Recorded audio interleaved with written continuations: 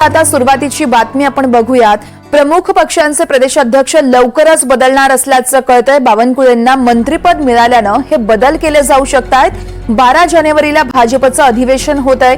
पुढील वर्षी 12 जानेवारीला पक्षाचं अधिवेशन होणार आहे आणि याच अधिवेशनात पक्षाला नवीन अध्यक्ष मिळण्याचीही दाट शक्यता आहे। तर काँग्रेसला देखील नवा प्रदेश अध्यक्ष मिळण्याची शक्यता वर्तवली जाते।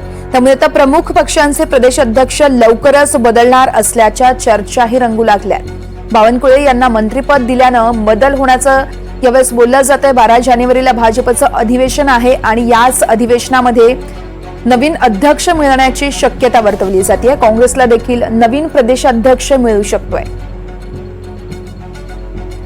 या संदर्भात थेट दिल्लीत जाऊयात। आमचे प्रतिनिधी रामराजे शिंदे आहेत आपल्यासोबत। रामराजे, प्रमुख पक्षांचे अर्थातच भाजप आणि काँग्रेसचे प्रदेशाध्यक्ष लवकरच बदलणार असल्याच्या चर्चा आहेत। नेमकं कोणाकोणाचं नाव चर्चेलं जात आहे?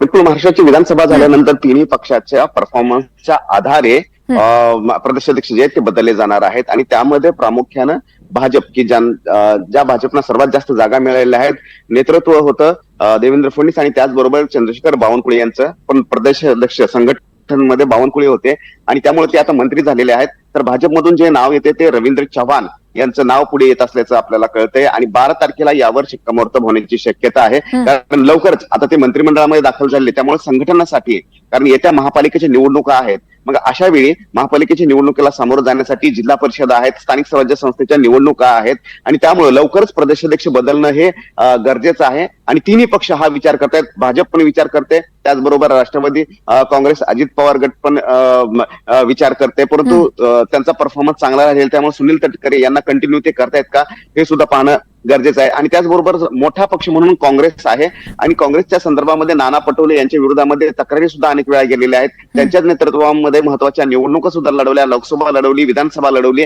आणि त्यानंतर मात्र आता नेतृत्व बदलाची मागणी पुढे येऊ लागलेली आहे। त्यामुळे काँग्रेसमध्ये सुद्धा हे नेतृत्व बदल होऊ शकतं, परंतु महत्वाचा मुद्दा म्हणजे की तिन्ही प्रदेशाध्यक्ष जे आहेत ते नवीन वर्षामध्ये बदलतील अशी माहिती आपल्याला मिळते।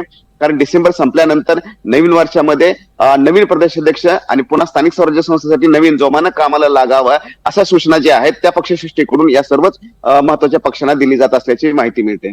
निश्चितच रामराजे, त्यामुळे आता प्रदेशाध्यक्षपदी नेमकी कोणाची वर्णी लागते ते बघावं लागेल। तुम्ही असे सोबत राहा।